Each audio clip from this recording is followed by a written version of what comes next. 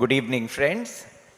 Welcome to this program on Western classical music in Madras. I had initially titled it mentally, not in the posters, as Western classical music in VP Hall in Madras. Then I began researching and found that there was no Western classical music in VP Hall in Madras. And thereafter, I decided that it is still too good a topic not to be presented, and then decided to work on it. And we were very honest in the posters when we said Western classical music in Madras. So this, and as to why this did not have a Western classical music performance history is also very interesting, and that too will be a part of this presentation. At the outset, I'd like to thank HCL Concerts for having so readily accepted to be the principal sponsors for this entire series, and Sundaram Finance for agreeing to be the associate sponsor for this particular event. And as some of you may be aware, this is part of a series of 6 events that have been planned at VP Hall. The first one took place in the month of March when we explored the history of theatre and film music that was born in this building. And we presented that. The second is this subject that we are looking at today, Western classical music in Madras.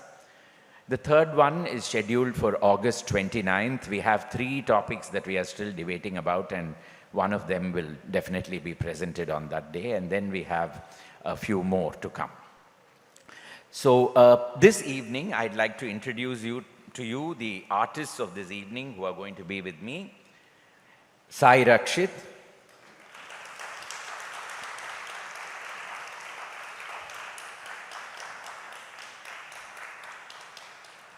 there were no musicians in my family, but as Satya Sai devotees, my family had wonderful musical sensibilities, he says. And very appropriately, he is named Sayee Rakshith. He began learning music, the violin, under T.V. Ramani. And after 5 years, when Sri T.V. Ramani fell ill, he went on to learn from K.G. Rajesh, a disciple of Sangeeta Kalanidhi Kumari A. Kanyakumari. And after that, he became a disciple of Sangeeta Kalanidhi Kanyakumari herself.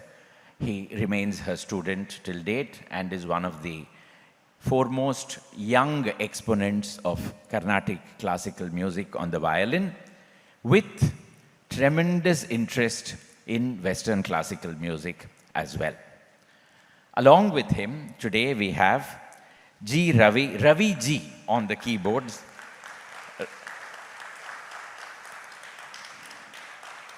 Ravi hails from a musical family. His uncle plays the mridangam, while his grandfather was a Carnatic vocalist who traced his lineage all the way back to Tyagaraja and was also one of the earliest disciples of Sangeeta Kalanidhi D.K. Jayaraman.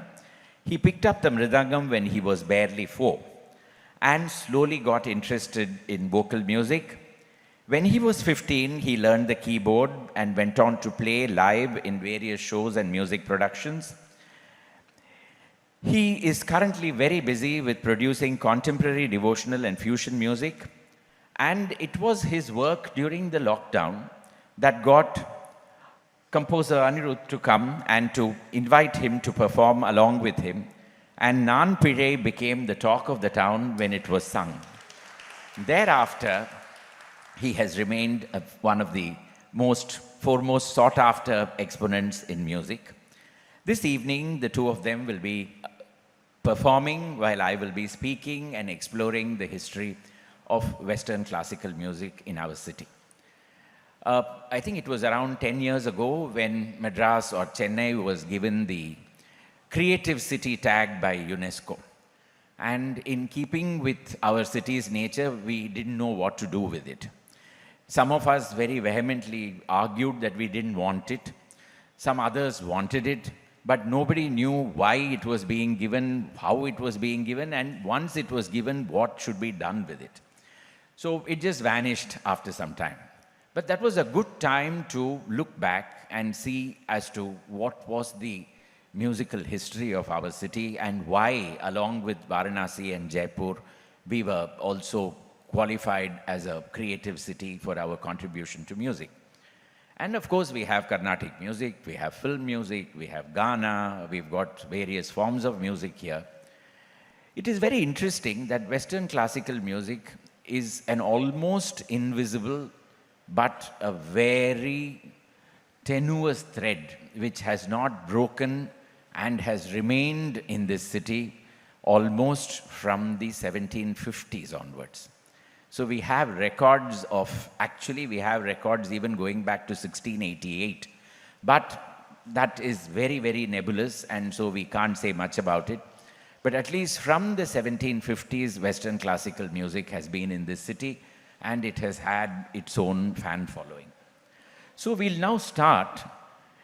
In the closing years of the 19th century, a Carnatic music performer and composer came to Madras, stayed here, acquired the prefix of Patnam to his name because he lived in Chennai for 12 years, and during that period created a composition which even today remains the mainstay when you want to explore the links between Western music, classical music, and Carnatic classical music. So we'll start with that.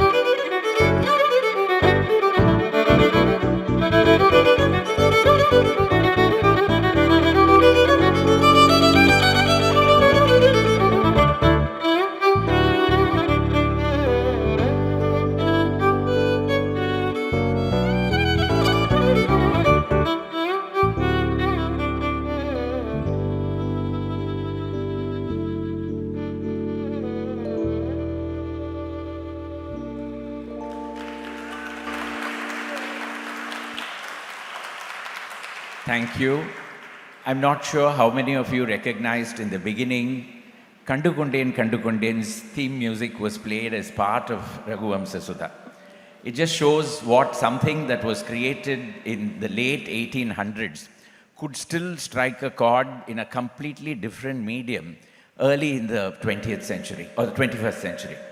So this particular composition and this particular raga, Katana Kutuhalam, was created by Patnam Subramanya Iyer when he came to Madras and he heard Western classical music being performed over here. The C major, which is Shankarabharanam in Carnatic, and C major, which is the Ionian mode in Western classical music, they are identical to each other.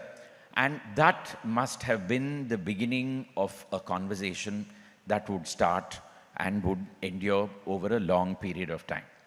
But in the beginning, the two art forms or Western classical music would remain in its own silo. And we start with Fort St. George like everything else. And I always think of Mr. Muttaya when I think of speaking about Chennai, because he would always say, before the British, there was no Madras and there was no Chennai either. And it is Fort St. George where everything began. So it was at Fort St. George where we have the Church of St. Mary's. And the Church of St. Mary's was where we have the first record of a concert taking place. And this was in the 1790s, when we know that Lady Oakley, the governor's wife, participated in a performance with Michael Topping accompanying her. And Michael Topping, incidentally, is remembered for several other things. The first one is to bring meteorology to India. So Michael Topping was the astronomer royal who began the first meteorological observatory, and that was in this city in Nungambakam before it went to Kodaikanal. So the man who was today, if we keep looking at Pradeep John, or if we're looking at Chennai Oru Malai Kalam, etc., Michael Topping was the grandfather or the great-grandfather of them all. And it was he who accompanied her on the first ever recorded music performance. But prior to that, we know that music was played, because we know even in the 17th century, in the 1680s, for instance, we know that when the flag was first hoisted on Fort St. George, there was a Western classical band that played on that particular occasion. But the English were very clever. When they had their own events, they had Western music. And when they had any event that they had to participate in public, they had Nagaswaram, drummers, and they had Devadasis accompanying the procession and coming, because that is what the common people would understand. So there were two different areas in which we find that music was operating in. There was the Western classical music that was confined to the homes of the British, and then there was the Indian classical music that was meant for processions and other things. Then in the 1840s, we come across a very interesting man called Hosea Huddleston. Huddleston was in the civil services. He was in the East India Company. And Huddleston, for the first time, came to know of something called the Spanish guitar. And where he got to know about it, how he got to know about it, nobody has any information. But Huddleston began collecting music for Spanish guitar, sitting in Madras. And where he lived, we know, that is where the Theosophical Society is today. It was known as Huddleston's Gardens. And that is where he collected music for the Spanish guitar. Who accompanied him, who performed with him, whom did he give that music to, who learnt it, we have no idea. But after his death, the collection, like all good things, went abroad. And then in 1992, it was discovered in Ireland in a university by a music researcher.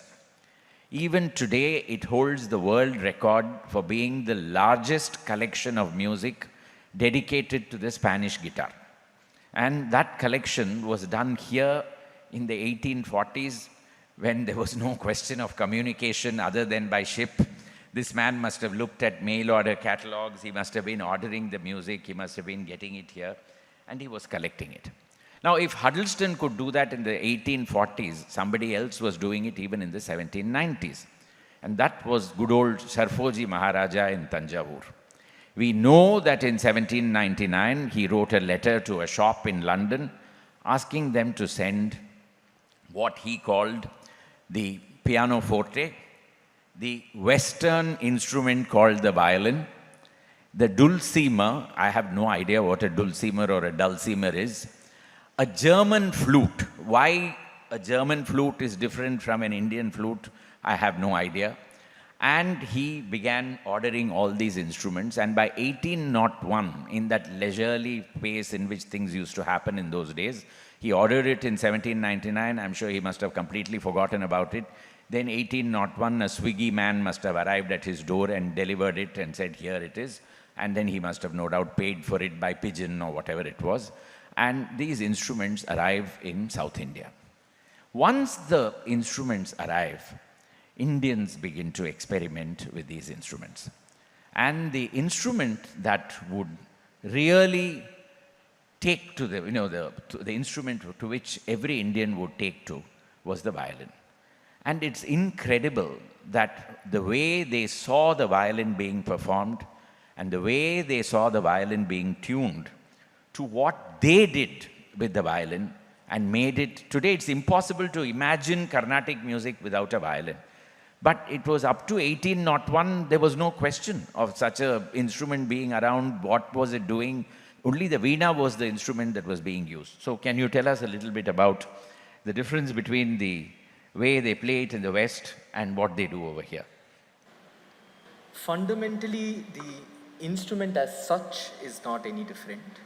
But the way that we tune it, the way that we hold it, are all different. And I think there are certain things that I'm just theorizing that those could be the reasons. So, as most of you would have seen, Western violinists hold the violin over here. Right? And they tune it to a fixed tuning, which is G, D, A, and E. But when it came into the Carnatic system, I think the first thing that most people would have realized at some level is, since our music has a lot of gamakams and a lot of sliding involved, this then becomes difficult because you're constantly pulling the violin away from your chin.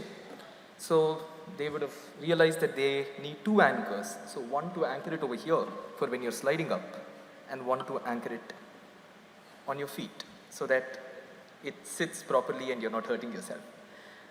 And the other main difference is, of course, since Carnatic music is based on a tonic, I think over time, this was something we were speaking about.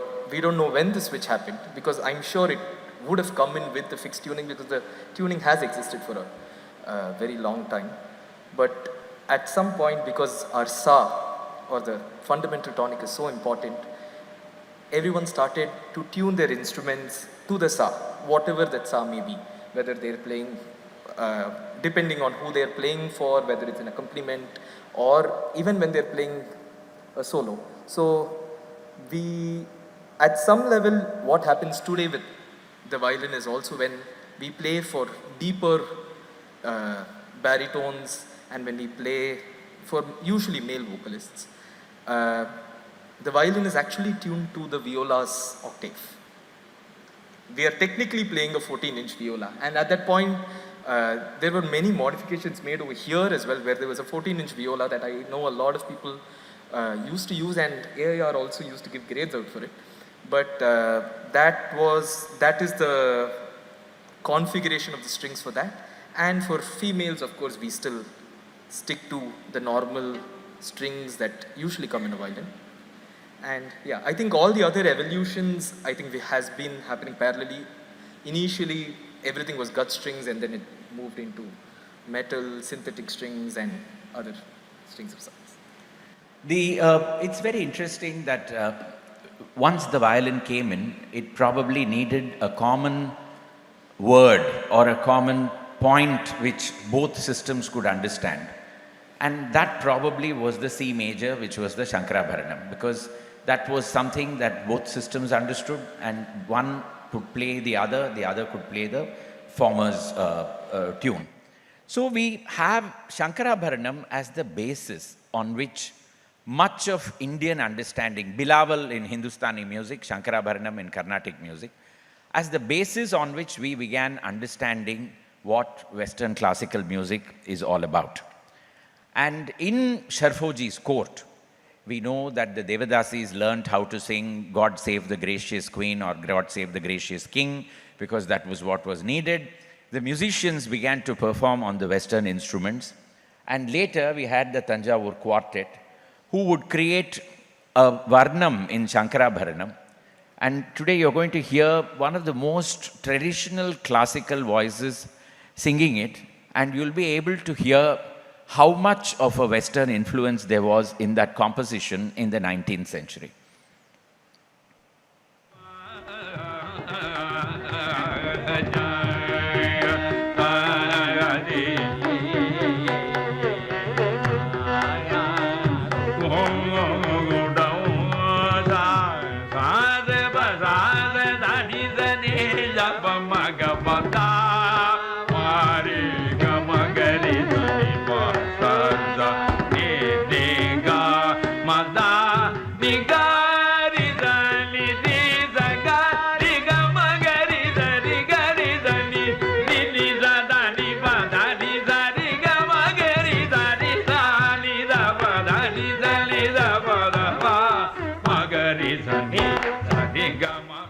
That ga, that all those staccato notes that we have over here are all so much taken from Western classical music, and then the rest of it goes into traditional Carnatic mode, and that is Chembai Vaidyanatha Bhagavatar singing. I don't think he would have even thought when he was performing that he was singing something that had such a Western history to it.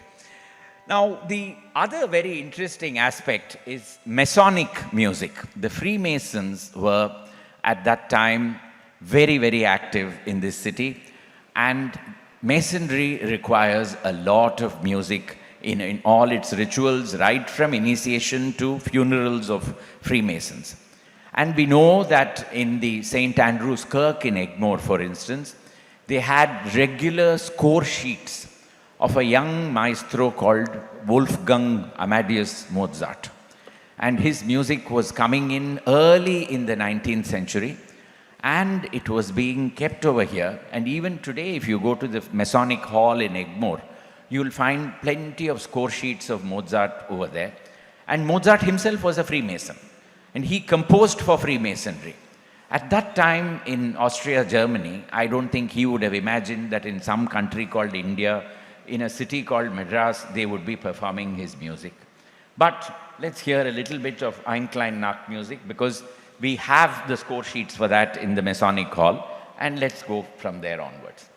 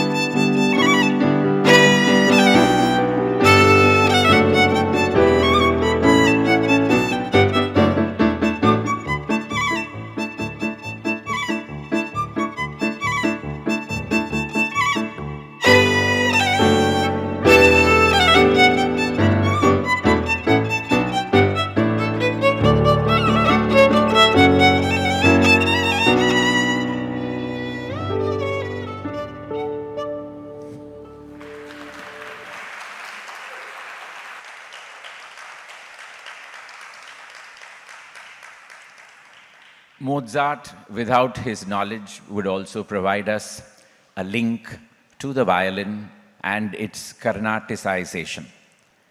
Mozart set Twinkle Twinkle Little Star to music, or the Twinkle Twinkle Little Star was set to music based on a Mozart piece. And that would be one of a set of tunes that a Carnatic composer called Muthuswami Dikshitar would take in Madras and write Sanskrit lyrics for. And that forms the basis of what is known as the Notuswara Sahityams. Note as in note, the note that the Western classical musicians use. And the note swaram, that is the tunes are all that he could hear. And for that, he would write Sanskrit words. This was in the 18th century. Dikshitar was born in 1775, and in 1789-90 he comes to Madras, lived here till the late 1790s, and then went back. The violin could not have come to Madras at that time, so probably he heard this in the bands over here.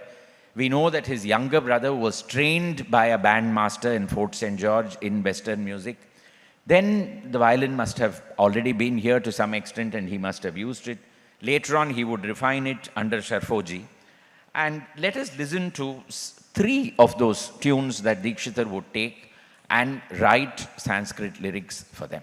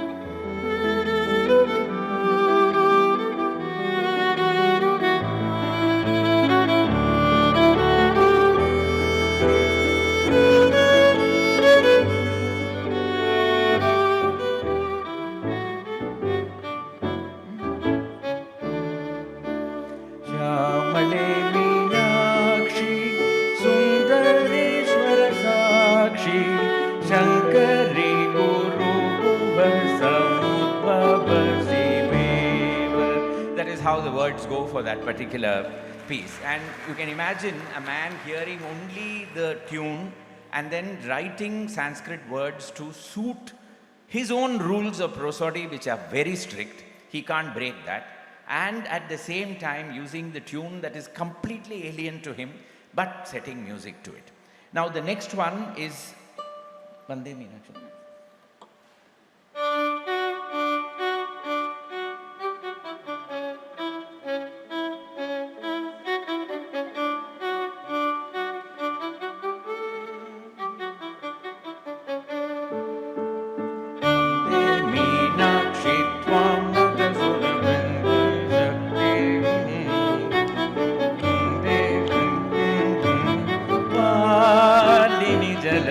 चरणे वन्दे मीनाक्षि त्वां सरसिजवक्त्रे वरदे दुर्गे नतसुरवृन्दे शक्ते गुरुगुहपालिनि जलरुगचरणे.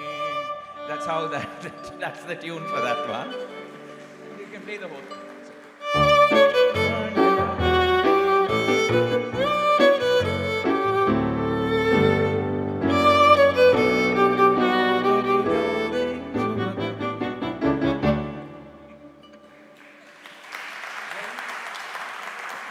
We can't move ahead without Muthiah's favorite, the British anthem. We'll have to have that also. He used to write about it so often, and let's have that as well.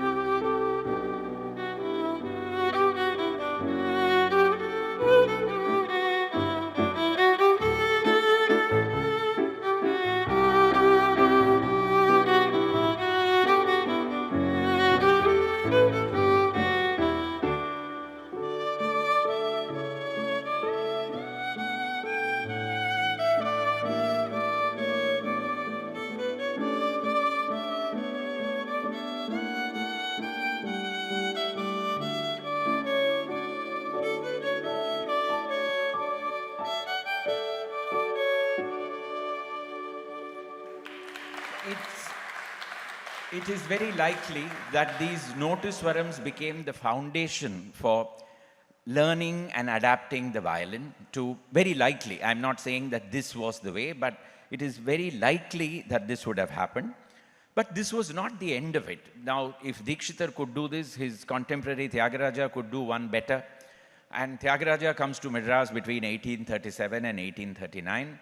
But even before that, he must have had the pleasure of listening to the Tanjavur band performing, and they played certainly in a very prominent location in Tanjavur town. And he created certain tunes, certain ragas, for instance, which were completely based on Western tunes. Let's have one of them.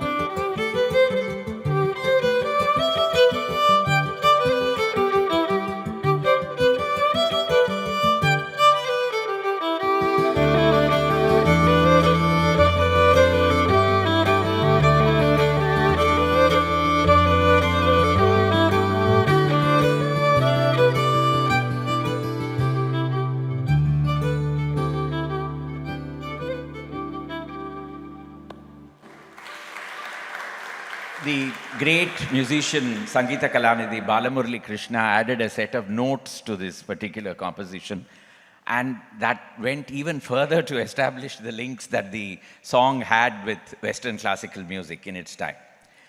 We come back leaving the world of Carnatic music and let them be experimenting and creating further songs. In the meantime, in Madras, pianos were arriving in large numbers from England because shipping lines had become, unlike what is happening today with the Straits of Hormuz. In those days, shipping lines were better. They were coming via the Cape of Good Hope and then arriving in Madras. Now, you must remember that the pianos were all leaving Europe probably in the height of winter, and then they would have been tossed around in the hold of the ships, and then finally they would arrive here in tremendous humidity and heat. Most of them on arriving would be unplayable. They would have got warped, the strings would have got broken, the ivories would not be in any good condition to play, and then the local weather was perpetually bad, and so there was no question of how do you use these instruments once you get them over here. So this is when we have a very, very entrepreneurial spirit in this city, a man called Misquith. Misquith starts a music company in 1843, essentially for the servicing of musical instruments, the violin, the piano, anything that was brought from Western shores and could not be handled over here, Misquith was the man to go to. And he had a showroom that was just at the corner of the Round Tana, where today we have Anna's statue, Balaja Road corner. That is exactly where Misquith was. Misquith would later on become Lyric, a theatre, and then it would become Elphinstone, not New Elphinstone, but Old Elphinstone. New Elphinstone would be built on the opposite side.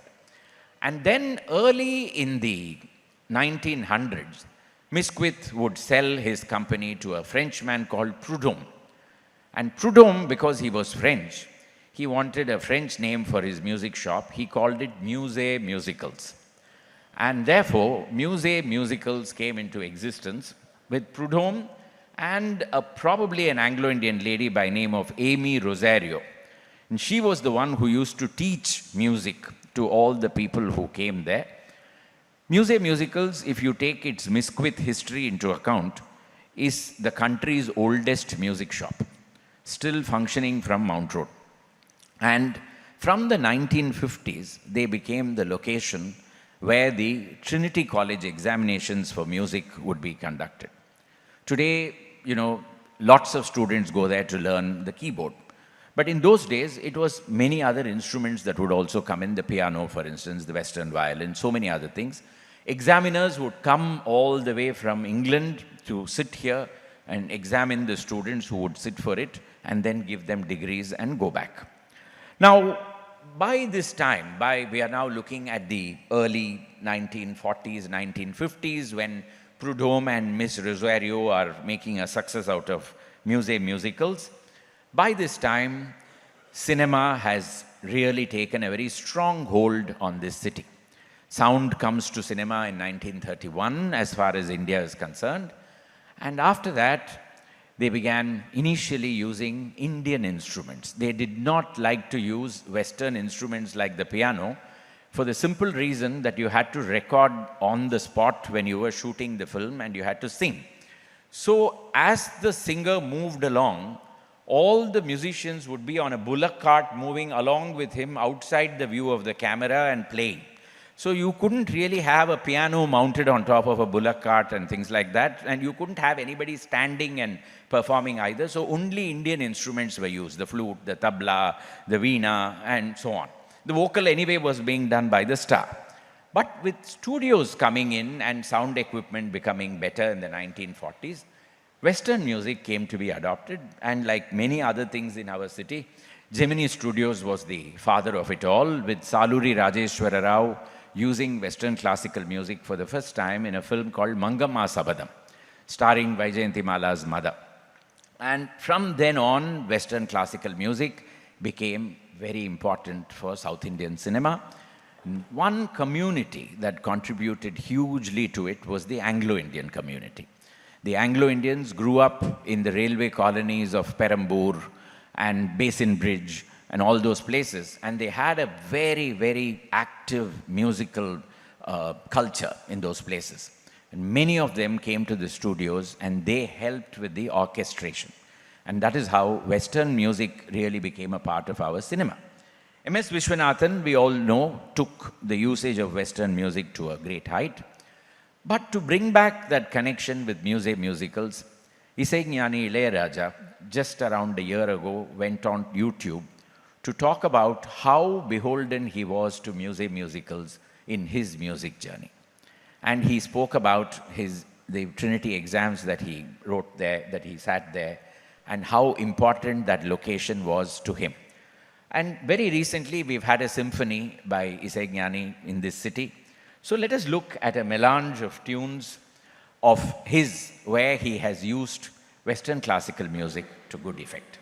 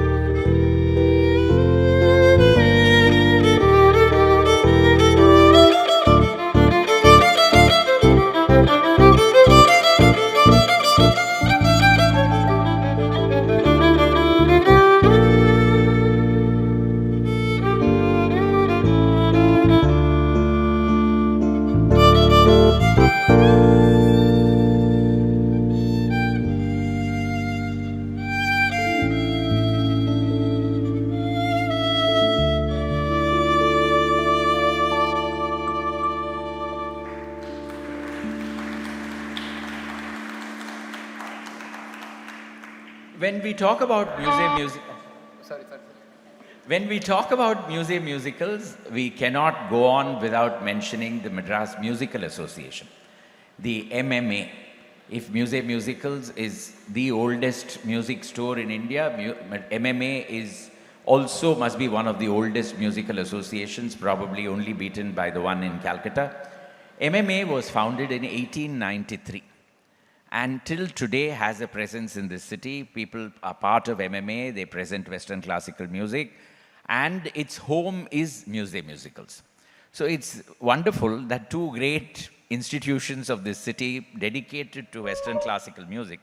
Of course, Musée Musicals today has music of many other kinds, but MMA still has its headquarters over here. Now, the early 1900s is when gramophone records are coming in. We have a person called William Sinclair Darby who comes from the Gramophone and Typewriter Company Limited. They were not very sure whether they'd be successful selling gramophone, so they added typewriters to their business and found that they did well with gramophones, and then it became Gramophone Company, His Master's Voice, and so on and so forth. But in 1905, William Sinclair Darby would come to Madras and he would start recording. Of course, as in many things, women were always the more adventurous. The men were afraid of the horn into which you had to sing. They thought there was a genie inside it which would swallow their musical talent. So the first woman to record was from Calcutta Gohar Jan. And then there was Janki Bai, and then there were others in North India and in the South as well. There was Kanchipuram Dhanakoti, Bangalore Nagaratnam, and Coimbatore Tai. These were the three women who first recorded their voices. And the voices would get pressed in gramophone discs. First, it would be recorded on a wax master. Wax master would be sent back to Germany or England. And there it would get pressed into shellac discs. And then the shellac discs would come back and they would be sold over here. Now, the fellow who was pressing the discs over there, he had no idea who was Dhanakoti or who was Dhanam or whatever. So the labels would all get mixed up. And that would result in a lot of confusion. So the women themselves found the solution. At the end of every recording, they will announce, "This is Coimbatore Tai, 21 Natupillayar Kovil Street. You are liking my song." And the sound man there would know that this is Coimbatore Tai, so he would fix the label for Coimbatore Tai and send it back. Now, Coimbatore Tai becomes the recording rage. And her records are selling not just in Madras, not in the rest of India, but all over the world. And in France, there is a boy with near blind vision, Maurice Ravel, who is learning the piano from an impressionist composer called Maurice Delage. And Maurice Ravel's parents are running a very successful boot polish company. And they want to come to India to see what they can do, how they can promote it, etc., etc. So they are coming, and Maurice Ravel is coming along with them. Why is he coming? He wants to see Coimbatore Tai. So he arrives in Madras, goes to Natupillayar Kovil Street.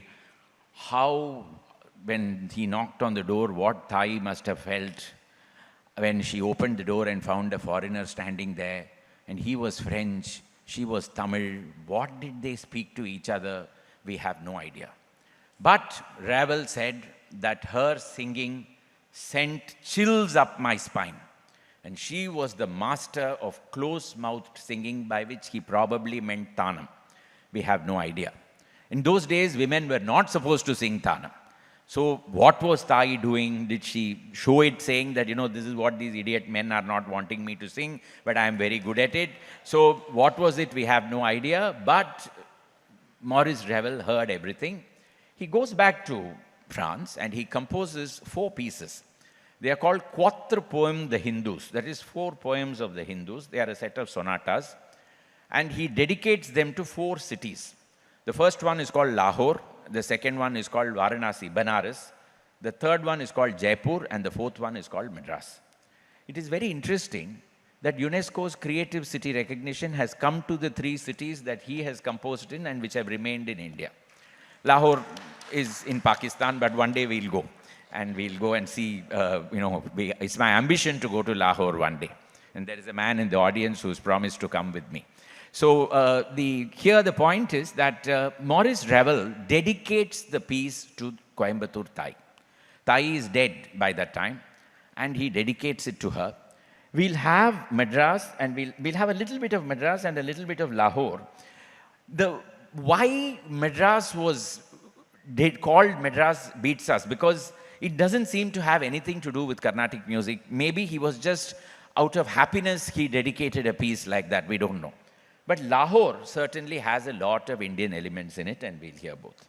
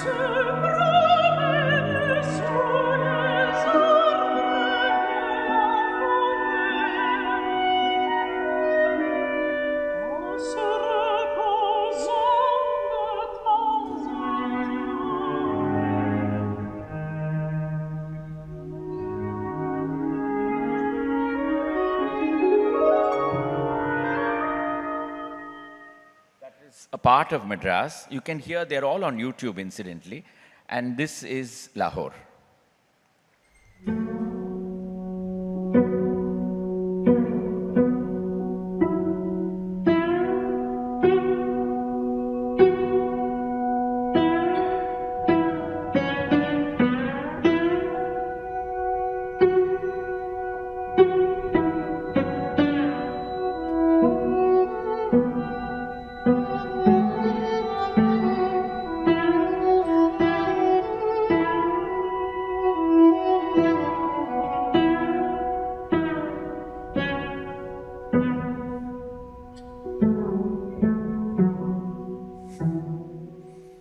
Lot of Darbari Kannada in that particular piece.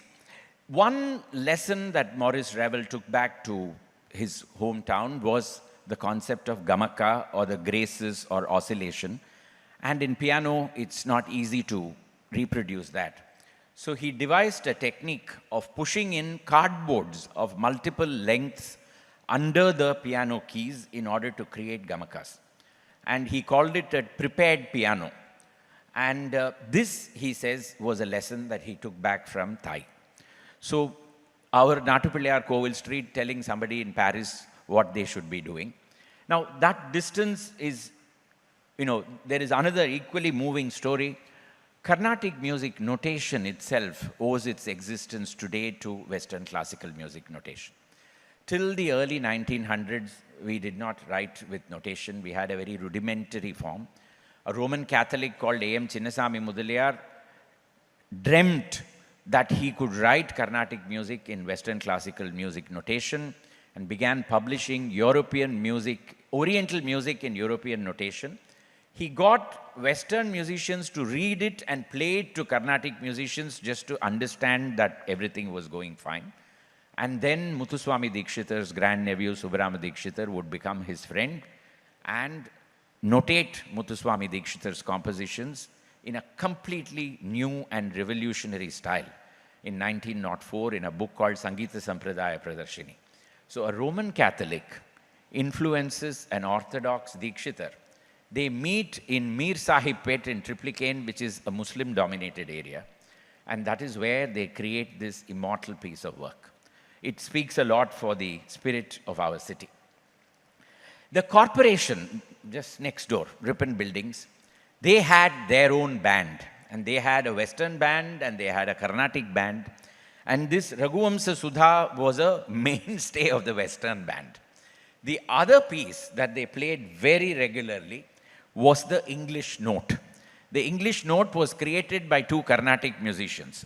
They wanted to give an impression that when Rama married Sita in Mithila, a band played in the procession that Rama went in. And so they created the English note. Madurai Mani Iyer was the most famous exponent of the English note. but it later became the mainstay of many instrumentalists. And let us see the English note.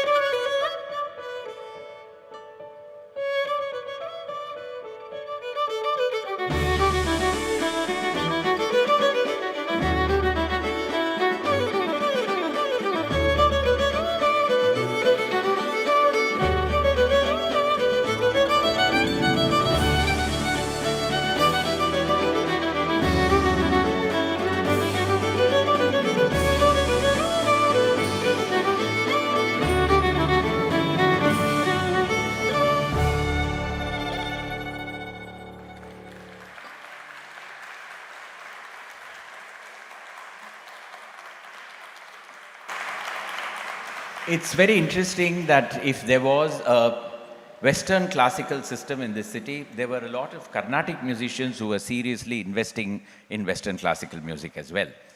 This particular building was where Professor Sambamurthy used to present his summer school of music. Every summer, he would get students to come and join him and train them in Western classical music and in fusion music in Carnatic classical, and they would present it here. I must also tell you why Western classical music never came here. This building was completed in 1889. And it was found on completion that it had one of the worst acoustics possible. Pammal Samadamudaliyar writes that only a buffalo could manage within this building because no mics at that time. Remember, the people had to. So it was meant more as an oratory. And the museum theatre came to be built within 5 years of the construction of this building with far superior acoustics. This became the place where the Indians would have their speeches and their plays and their public meetings. That is where the sahibs would go for their music. So there was a very clear divide between one location and the other. Now, we've looked at a lot of instrumental performances up to now. I'd like to just take you to one performance by a person whom today we completely associate with pure Carnatic music, and that too with an instrument that is the veena.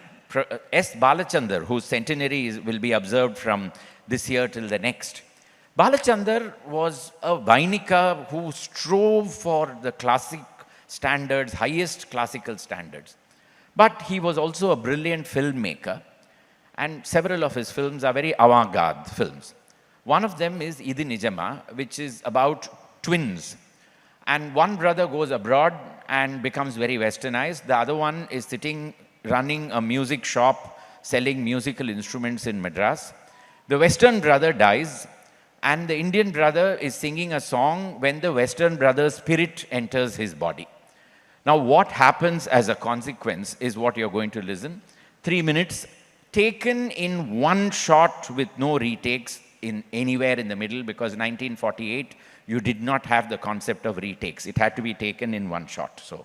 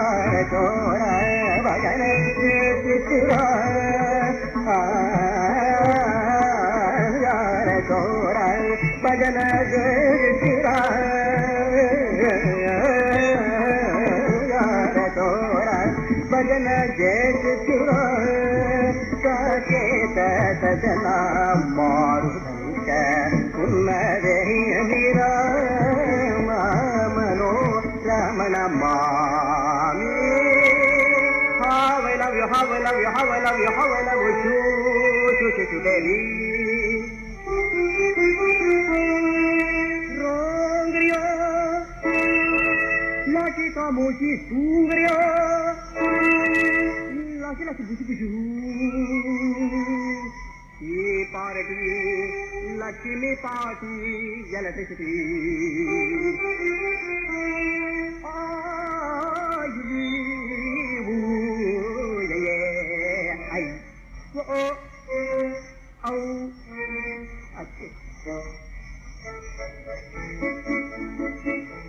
Romeo, Antonio, Betanio, Petrusio, Romeo, Antonio, Betanio, Petrusio, Sayee Rakshith, Radio,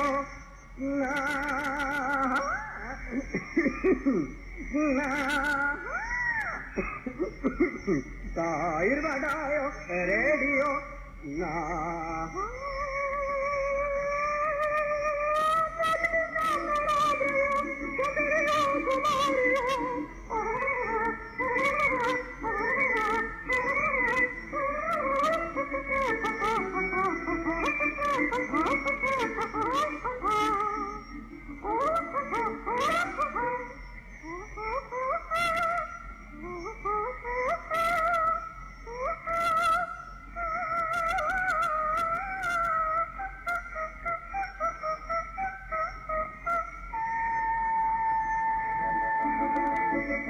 Romeo, Besario, Romeo, Besario, Sayee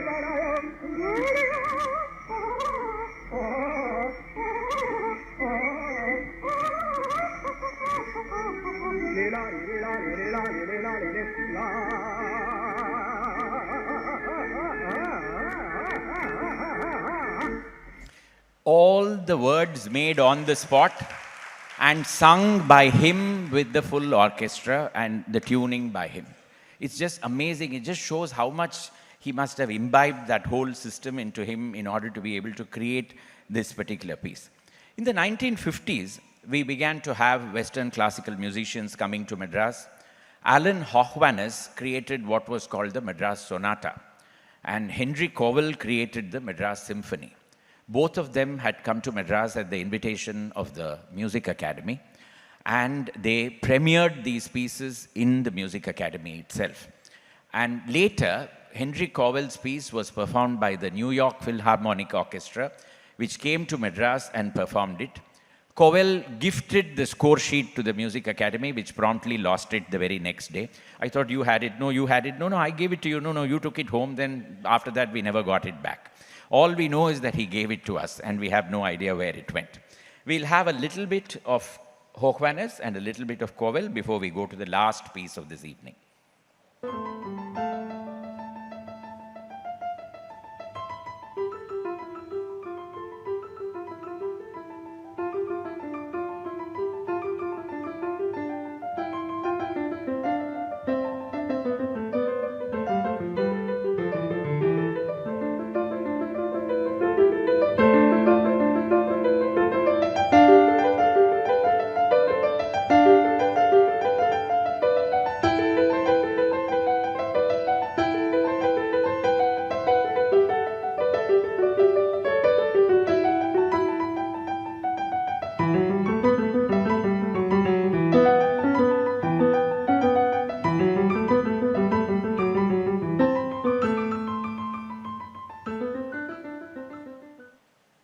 And then we have Henry Cowell's Madras Symphony.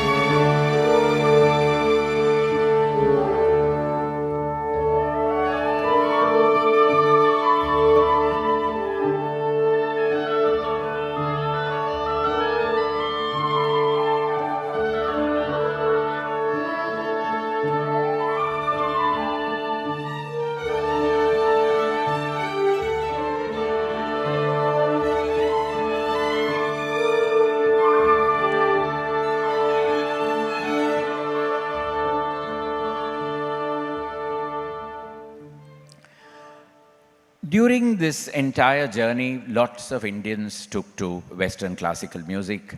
Even today, we have V.S. Narasimhan and his Madras String Quartet, which has done such phenomenal work in building a relationship between Carnatic music and Western classical music.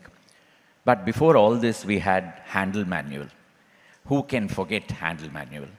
Padma Shri Handel Manuel, who taught so many students Western classical music. For him, it was not a profession, it was a passion. And without him, this city would have been much poorer as far as its musical legacy is concerned. We'll finish this evening with a piece that Rajaji wrote the lyrics for, Handel Manuel set the music for, and M.S. Subbulakshmi sang it to piano accompaniment at the United Nations.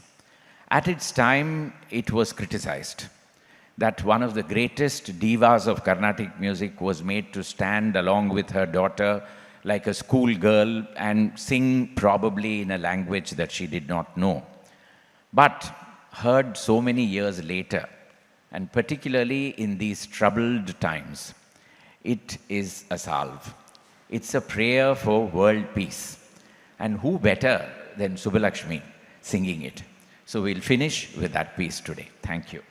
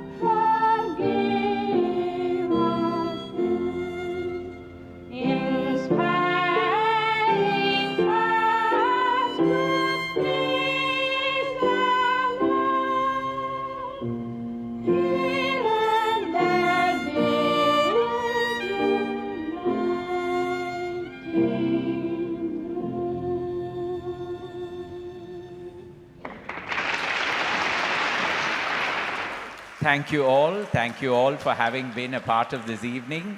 I really appreciate your all being here. I hope you enjoyed it. I look forward to seeing you once again in August when we present the next program. Thanks to Sayee and thanks to Ravi G for having been a part of this and brought such musical value to this particular event. I thank all the volunteers of IPA, of HVK and Pass Forward for having spent all this time in order to prepare everything and make sure that it went off well without a hitch. Thank you so much, everybody. Have a great evening ahead.